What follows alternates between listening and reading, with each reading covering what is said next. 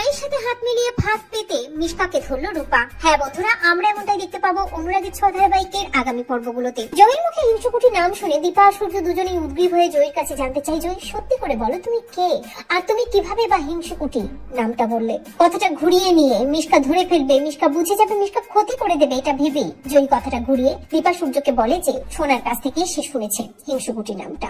তবে দীপা খুব ভালো করে বুঝতে পারে জয়ী তার রূপা, আর জয়ী কিছু একটা ভয় পেয়ে কোনো কথা তাকে বলছে না। তাই জয়ীকে প্রশ্ন করে দীপা। দীপা জয়ীকে বলে, জয়ী তুমি সত্যি করে বলো, মায়ের চোখ তুমি ফাঁকি দিতে পারবে না, আমি জানি তুমি আমার রূপা, তুমি সত্যি করে বলো জয়ী তুমি কেন লুকোচ্ছ।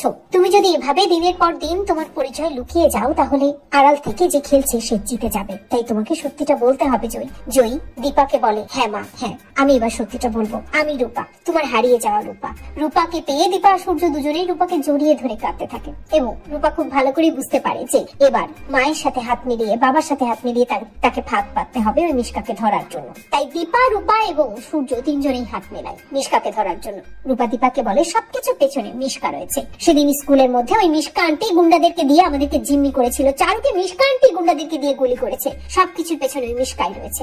সব সত্যি জানতে পেরে, জয়ীর আসল পরিচয় জানতে পেরে দীপা আর সূর্য দুজনেই রূপাকে আঁকড়ে ধরে রূপার সাথে হাত মিলিয়ে প্রতিজ্ঞা করে যে এবার তারা ফাঁদ পাতবে এবং সেই ফাঁদে মিশকাকে টেনে হেসড়ে ফেলে পুলিশে দেবে।